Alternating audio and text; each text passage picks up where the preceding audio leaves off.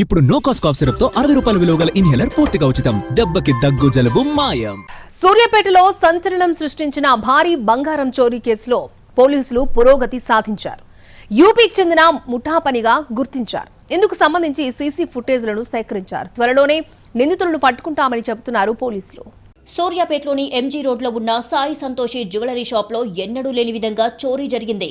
ఏకంగా బిల్డింగ్ను ఆనుకుని ఉన్న బాత్రూం గోడకు రంధ్రం చేసి లోపలికి వెళ్లారు దొంగలు. లాకర్ రూమ్ను తెరిచేందుకు గ్యాస్ కట్టర్లు వినియోగించారు. ఏకంగా షాపులో ఉన్న 18 కేజీల బంగారు ఆభరణాలను ఎత్తుకెళ్లారు. అంతేకాదు 17,50,000 నగదు తీసుకుని పరారయ్యారు. ఉదయం షాపు తెరిచి చూసిన యజమాని ఒక్కసారిగా షాక్ అయ్యాడు.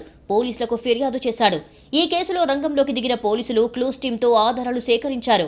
షాపు చుట్టుపక్కల ఉన్న సీసీ కెమెరాలను పరిశీలించారు. చోరీ చేసిన నిందితుల విజువల్స్ సేకరించారు. వారిని ఉత్తరప్రదేశ్కు చెందిన దొంగల ముఠాగా గుర్తించారు. గతంలో 2 నెలల కిందట స్థానికంగా ఫాస్ట్ ఫుడ్ సెంటర్ ఏర్పాటు చేస్తామని 5 సభ్యుల ముఠా బస్తీలో ఇల్లు అద్దెకు తీసుకున్నట్లు పోలీసులు చెబుతున్నారు. స్థానికంగా ఉండే నిర్మలమ్మ చర్చి సమీపంలో ఓ పాడుబడిన ఇంట్లో 2 రూములు అద్దెకు తీసుకున్నట్లు గుర్తించారు. అయితే గది అద్దెకు తీసుకునేందుకు స్థానిక యువకులను సంప్రదించారు దోపిడీ దొంగలు.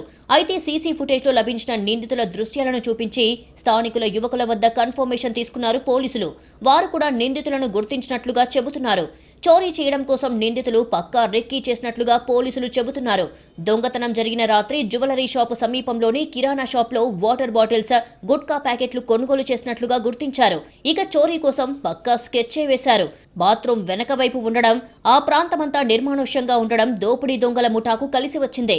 అర్ధరాత్రి పూట పని మొదలుపెట్టి పక్కాగా చోరీ చేసి వెళ్లిపోయారు. అయితే ఇందులో తెలిసిన వారి పాత్ర కూడా ఉండి ఉంటుంది అని అనుమానం వ్యక్తం చేస్తున్నారు పోలీసులు. ఇక చోరీ జరిగిన ప్రాంతంలో వరుసగా 6 దుకాణాలు ఉన్నాయి. మరోవైపు చోరీ జరిగిన షాపు యజమాని మరో వారం రోజుల్లో మరో షోరూం తెరిచేందుకు ఏర్పాట్లు చేస్తున్నాడు. ఈ క్రమంలోనే బంగారమంతా లాకర్ రూంలో భద్రపరిచారు. ఆ బంగారాన్ని దుండగులు ఎత్తుకుపోయారు. నిందితులను పట్టుకునేందుకు పోలీసులు 5 బృందాలను ఏర్పాటు చేశారు.